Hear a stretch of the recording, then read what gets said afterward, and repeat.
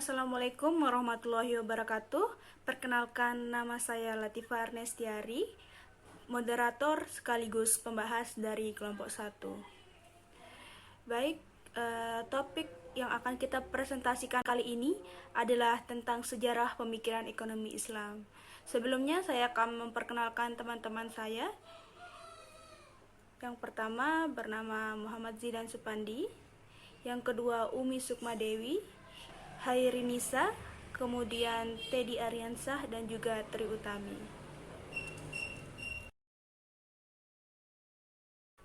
Baik, pembahasan pertama yaitu Nabi Muhammad SAW merupakan sosok perumus pertama ekonomi syariah. Tidak kita ragukan lagi bahwa beliau adalah sosok yang pemikir serta aktivis pertama dalam ekonomi syariah. Bahkan sebelum beliau diangkat menjadi nabi dan rasul pun.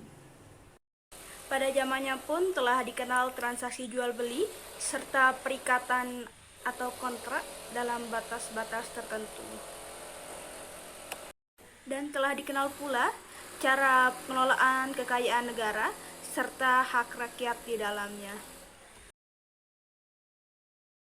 Landasan pertukaran barang dan jasa merupakan inti dari kegiatan ekonomi yang terdiri dalam dua pilar, yaitu yang pertama yaitu objek pertukaran yang dalam fikih dibedakan jenisnya, yaitu ain atau berupa barang dan jasa, kemudian daya yaitu yang berupa uang, dan sekarang berbentuk dalam surat berharga. Yang kedua yaitu waktu penyerahan, yaitu dalam bentuk nakdan atau penyerahan saat itu, dan ada juga gairunat atau penyerahan kemudian. Baik, selanjutnya yaitu tabel teori pertukaran atau pencampuran barang dan jasa. Di sini ada pertukaran, objek pertukaran, kasat atau tidak kasat mata, dan waktu penyerahan. Pertukaran dibagi menjadi 3 macam, yaitu ain dengan ain dengan dain dengan dain. Yang pertama itu ain dengan ain. Objek pertukarannya itu adalah lain jenis, sawa'an bisawa'in, mislan bimislin, yadan biyadin. Kasat atau tidak kasat matanya adalah kasat mata, mutu berbeda, kasat mata, mutu sama. Dan waktu penyerahannya itu tidak ada. Selanjutnya adalah ain dengan dain. Objek pertukarannya itu barang dan jasa. Kasat atau tidak kasat matanya itu tidak ada, dan waktu penyerahannya adalah now for now, deferred payment atau muajal, dan deferred delivery, salam ijarah ju'allah. Dan yang terakhir ada dain dengan dain. Objek pertukarannya adalah uang, surat berharga, dan kasat atau tidak kasat matanya adalah represent in, dan waktu penyerahannya tidak ada. Dan selanjutnya adalah penggagas dan aktivis ekonomi syariah. Berikutnya adalah beberapa penggagas dalam dasar ilmu ekonomi syariah yang sekaligus melambangkan perkembangan pemikiran ekonomi syariah. Yang pertama itu dari Zaid bin Ali. Zaid adalah penggagas awal penjualan suatu komoditas secara kredit dengan harga yang lebih tinggi dari harga tunai. Selanjutnya yaitu Abu Hanifah. Ia menggagas keabsahan dan kesahihan hukum kontrak jual beli dengan yang saat ini dikenal dengan Bai al-Salam dan Murabahah. Dan yang terakhir adalah Al-Azuzai. Ia adalah penggagas orisinal ilmu ekonomi syariah.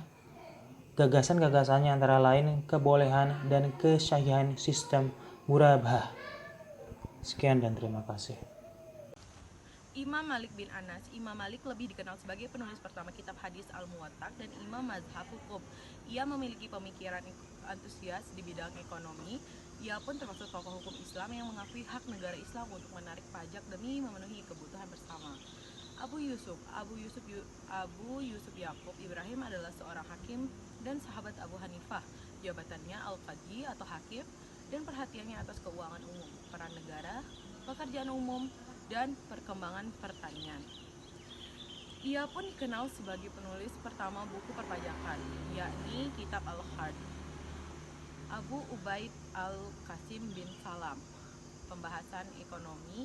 syariah dalam karya Abu Ubaid Al-Amwal dimulai dengan 16 buah hadis di bawah judul Hak al-Iman ala al-Ra'iyah wal Haqqa al-Ra'iyah ala al-Imam, atau hak pemerintah atas rakyatnya dan hak rakyat atas pemerintahannya.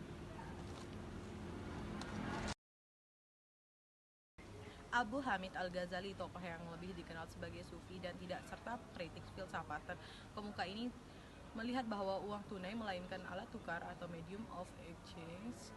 Suci adalah penulis buku dalam bahasa Persia, Al-Ahlak In-Narsiri, yang memperjelaskan bahwa apabila seorang harus menghasilkan makanan, pakaian, rumah, dan alat-alat sendiri, tentu tidak akan dapat bertahan hidup karena tidak akan memiliki makanan yang cukup untuk menjangka panjang yang lama. Ibn Taimiyah dalam kitabnya As-Siyasat Arsi Syariah menegaskan bahwa tugas, fungsi, dan peran pemerintah adalah sebagai pelaksana amanat untuk kesejahteraan rakyat yang ia menyebut ada al-amanah ila ahliha. Ibnu Khaldun, cendekiawan asal Tunisia ini, lebih dikenal sebagai bapak ilmu sosial. Demikian, ia tidak mengabaikan perhatiannya dalam bidang ilmu ekonomi. Al-Mawardi, penulis Al-Hakam, adalah pakar dari kubu Syafi'iyah yang menyatakan bahwa institusi negara dan pemerintah bertujuan untuk memelihara urusan dunia dan agama ataupun urusan spiritual dan temporal. Baik, selanjutnya saya akan menjelaskan tentang pergeseran pemikiran kepada gerakan ekonomi syariah. Ilmu ekonomi Islam tumbuh dan menjadi gerakan perekonomian Islam sejak seperempat abad yang lalu. Kemudian, sekalipun demikian, pergeseran orientasi dari pemikiran ekonomi terpisahkan dari terhapusnya institusi Khalifah tahun 1924 dan upaya menghidupkannya kembali yang gagal hingga terbentuknya Organisasi Konferensi Islam atau OKI.